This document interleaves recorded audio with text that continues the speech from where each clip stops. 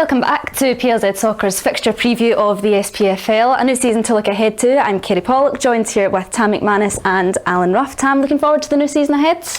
Yeah, I am. It's been a long break. It seems as if it's been forever. So, listen, we've had the Betfred Cup games, and now we're into the real deal. So, looking forward to seeing how the teams are shaping up. Yep, Ruffy, some new faces, some old new faces back, some twists and turns along the way. Expecting that? Yeah, I think most sets of supporters will be looking forward to it. Everybody loves seeing a new player coming to the club. You know, some we know, some we don't know, so it'll be interesting. Yep, so first game today, 12:30 kick-off, Celtic and Ross County. Tam, Brendan Rodgers returns. Have you seen a lot of their pre-season stuff? You start to see the Rodgers effect take place? I've caught a couple of games. I watched them against Wolves. I thought they were very, very good the first half. They obviously made a few changes. I think you'll see a full throttle Celtic now. Ross County, I think if you're going to play Celtic Rangers, maybe this is the time. You know, I think Ross County have had 4 or 5 games in the cup. I think they'll be hard ready, fit. I think Celtic might take a little bit of a while, same with Rangers, because they've just been playing friendly games. So, listen, I don't see any upset here. I still think Celtic win comfortably, but you know, I think if you're going to play Celtic Rangers, the best time to get them would be now. Yeah, right. Do you agree with that, Ruffy? Yeah, I think so. I think Ross County brought in again, usually 8 or 9 players. You know, so he'll be them to fit in. I think the Celtic team will be, I would think maybe 7 or 8 of last year's team, so I think it's a difficult one for Ross County. Fans will be absolutely up for it tomorrow. Brendan Rodgers obviously coming in, and it looks as if it's the same old theory: if you score 3 goals, we're going to score 5 or 6. Right. So if that is the case, then it's going to be exciting to watch. Yep, definitely. County get a point to prove, do you feel, Tam, after just retaining their Premiership status at the end of last season? Yeah, I thought they were fortunate. Ruffy's still feeling the pain of that. You know, Partick Thistle. I thought Partick Thistle, you know, they threw it away. You know, they were 3 goals up in the playoff. Yep, sore just one. Part of the bus, just stick everyone behind the ball. They went and tried to get the next goal, and Ross County somehow turned it around. You've got to give them credit for staying up, but again, I think their remit this season will be staying in the division. But it's a hard, as Ruffy says, to go there on Flag Day, 60,000 up for it.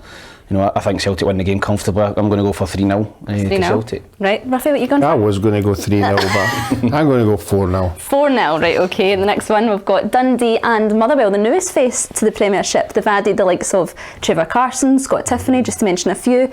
What are you expecting from them this time? Yeah, you could see how important that Trevor Carson signing was. Yeah. You know, he's a super goalie. I think any time you've seen him, he's one of the goalies that gets you points, you know, and you could see how the manager's really impressed by getting him. They brought in 2 or 3 as well. I personally think Dundee will be the side that will be struggling down the bottom most of the year. Right, well, Tam, they take on Motherwell. Stuart Kettlewell says it's important to have ambitions, goals, targets for the season, but not too much that they're unrealistic. Do you agree with that? Yeah, I think that obviously the way Motherwell finished last season, you know, I think he said it himself. I think they get more points than Celtic on the last, you know, bit of the season. So, you know, I think the fans' expectations at Motherwell will be high, you know, because of the way they finished last season. They've started well in the Betfred Cup. So this is a tricky one to call for me. I think Dundee might be okay this season. I've been impressed with the boys they've signed. Okay. They've signed 2 Mexican guys as well who could be anything. I think Scott Tiffany's a tremendous signing. I think he's very good, and I think the goalkeeper's a great signing. So I think Dundee will be fine. I'm going to sit in the fence in this one. I'm going to go for 1 each. 1 each, right, Ruffy? Obviously Motherwell, as Tam said there, had that good end to the season. They've lost their main player, the striker, and we spoke about it, the amount of goals that he scored, how many points that would be. Maybe it flattered Motherwell a wee bit, but no, I think Motherwell have got the experience in there, so I'm going to go Motherwell to win 2-1. 2-1, right, okay then. Livingston and Aberdeen. Ruffy Martindale's worried about how Joel Newbley might not be there for the whole of the season, but they've just got Daniel Mackay on loan. It's a terrific signing. Yeah, it certainly is. I mean, every interview that the manager goes into now, he knows his budget's low, he knows he's going to lose players. He'd rather the players went now than in the start of the season. So no, I think Livingston will always be Livingston. Early on in the season they'll dig in there and they'll all fight for each other. But I think for me, I think this is a big year for Aberdeen. Yeah, definitely. They've catapulted their way to 3rd, Tam, last season. Are you expecting a more aggressive side under Barry Robson? Yeah, I think Aberdeen will be good this season. Yeah. I really do. I think they've managed to keep, you know, the 2 main boys, you know, Miovski and Duke up front. They've strengthened the team. Signing Clarkson on a permanent deal was a great signing. They signed another centre half, I think, from Liverpool on loan. Nicky Devlin as well. Yep, Nicky Devlin. I think they're looking really strong this season. You know, I think the time for them to pick up points is now, because once they go into that group stage, it'll be the same as Hearts last season. They'll be playing Thursday, Sunday, and it'll be tired. And I think now is the time for them. And Livingston under David Martindale just seems to be moaning all the time about his budget. I think he's desperately trying to flog this guy Nibley to get some money in, to be honest. So listen, I think they're in for a hard season. I think David anticipates that as well, but I think they'll stay up because of their home pitch. I think their home form will keep them up, but I'd fancy Aberdeen strongly to go here and win, so I'm going to go for 2-1 to Aberdeen. 2-1, Ruffy, what did you say? 2-1 for me, yep. Same, right, okay then. St Johnstone and Hearts. Did St Johnstone fly under the radar a bit for you last season, Tam? Did they need to step it up a gear, do you feel, this time round? Oh, they do. I think they've got off to a shocker start. I think Steve McLean's went in there and he's finding out just how hard management is. I think they would have wanted to have started the season better. He's now favourite for the bookies to get the sack. You know, he's got to give him a bit of time. Yep.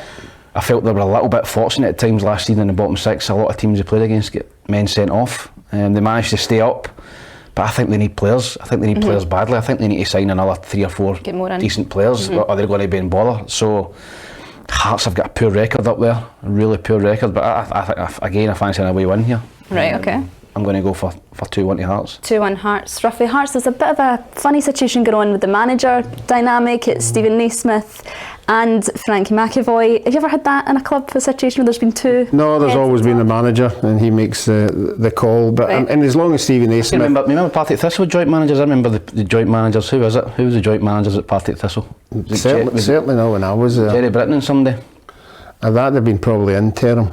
You know, in between. I think Jerry came in with the boy that did the youth academy, and they helped out. But that was just for a wee while. Somebody else come in. Like this. Ross County had Ferguson and Kettlewell. But Stephen Naismith and the other boy will know exactly who's calling the shots. They'll obviously know between them. We're all going, oh, who's doing it, who's not doing it. They wouldn't be in that position if they didn't know who was doing this and who was doing that. So I think eventually Stephen Naismith will be the manager, obviously, when he gets his badges and everything. But I don't see it hindering Hearts at all. I think it's just we don't know the players that they've brought in either, you know, and they need most of their players fit again. So I think Hearts will win this one because, I mean, that's a horrible result against Stirling Albion. I mean, to get beat 4-0 is not good reading.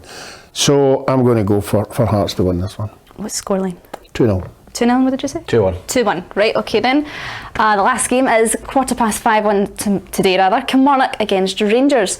Some would look at this, but you said earlier, Tam, this could be a good time to play Rangers or Celtic in this instance. Yeah, no, I think it is. I think Kilmarnock have got, as I said, they've got competitive games under their belt. They're on the Astro. You know, Rangers have got a lot of new players. It's going to take them time. Don't matter what you say, there might all be good players, but it's going to take time to gel and settle in. This is a tricky one for Rangers to go to Kilmarnock in the first game of the season, I think so. away from home. So I still think they'll win the game. But again, I'm interested to see what Rangers look like. They've upgraded their strike force, their midfield. I still think defensively in both full-back areas are not particularly good defensively.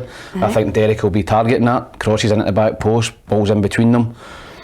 So this is going to be a tricky tie for Rangers, but I just think they'll have enough to win the game. But I'm going to go for a narrow 2-1. 2-1 win. Roughly Rangers, obviously, as Tam says, have brought in a lot of players. Jose Cifuentes, he looks as if he can start later on today. Are you looking forward to seeing how that team's going to gel together? Yeah, I think everybody is. I think obviously in light of last year, you know, there was a big massive difference. Okay, they beat everybody else, but they couldn't get the one over on Celtic. So I think it's 7 or 8 or even 9 new players coming in there.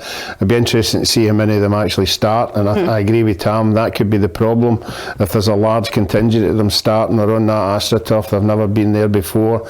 We saw in the early days some Rangers players struggling playing on that, you know, not just their ability but how to play it. You know, they're getting caught out with things. So it'd be interesting to see many new players playing that game, but like Tam, I think they're still too strong and I'm going to go Rangers to win 2-0. 2-0. Right then, tomorrow Hibs against St Mirren. What a turn of events for the Highways, Tam. Talk us through Thursday night. Well, I think it was expected, to be honest. I think that they were a poor side. I'm not taking anything away from Hibs. I thought Hibs played really well actually on Thursday night. I thought they were really good, particularly in the forward areas. Doidge and Johan were excellent. They got the goals. Josh Campbell got a couple. They played well, but they were a poor side they were playing against. So I think it's hard to judge where Hibs are at. But that result can only give Hibs confidence. I think when scoring 6 goals at home under pressure, Martin Boyle coming back is absolutely massive. You've seen him on Thursday night. What he gives to the whole squad, he lifts the whole stadium. Be interesting to see if Venti plays. I thought Doidge played well. So be interesting to see if he brings him in or he starts with Doidge. So all of a sudden, from Hibs in the depths of despair last week, getting beat off, Yes. you know, an Andorran not pub team but a poor team, they've now got a bit of confidence behind them. So I'd fancy Hibs to win this, and I'm going to go for a comfortable. Actually, I think Hibs will win 3-1. 3-1, right? Okay. St Mirren, they take on Ruffy. Stephen Robinson's. They got them to the top 6 for the first time in a long time last season, but he's still got the fear about financial reasons this season. Is it too early to have the thoughts, or is it quite important to still have that in the back of your mind? No, I think it's important for them to kick off where they left. You know, I was surprised they got into the top 6 last year. It's another big ask. Obviously, they've lost Main, who was a big player for them. Yeah. And they've done well against Hibs. You know, last year, you know, they've had a couple of wins, I think, at Easter Road. I don't think they'll do it now. I think, obviously, as Tam said there, the fans will be right behind them now. There'll be a full house. Yeah. And I think they will win. I'm going to go Hibs to win 2-0. 2-0, right, okay. Right then, first quiz of the season. You know the rules. It's a marathon, not a sprint, remember? We ready? Fastest answer wins. This is a closest to, right? That's answer this question. Okay, so Celtic topped the Premiership table last season on how many points? Closest answer wins. Try to get 100, don't they? I'll go 90. I'll go 97. 99. Right, 1-0, Ruffy. Well, they'll try to get 100. They'll try to go over 100. Second question, okay. This week Rangers announced the signing of Jose Cifuentes from which? LAFC.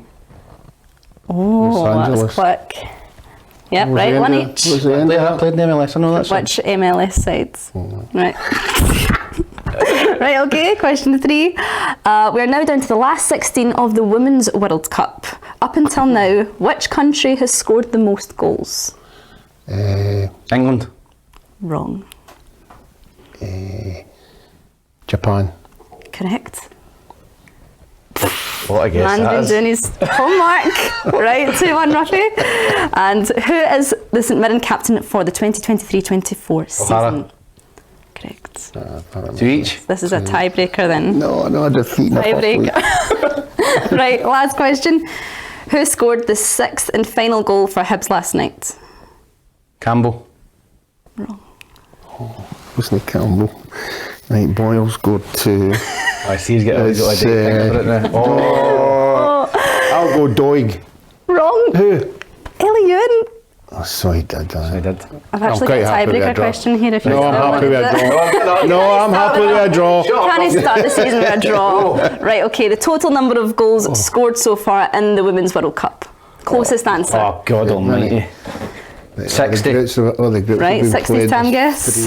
Three groups, 4 groups. Albert Here he goes. Einstein. Albert Einstein, try to work out. 12. I've not got a day, Ruffy. 12, Yeah, I've got 60, come on. I'll go 75. 67. No. Oh, I won it with a goal. Just try to work that out. Just got there. Tam takes the first one. Marathon, not sprint, Ruffy. We'll be back next week with another round of fixtures to look forward to. We'll see you then.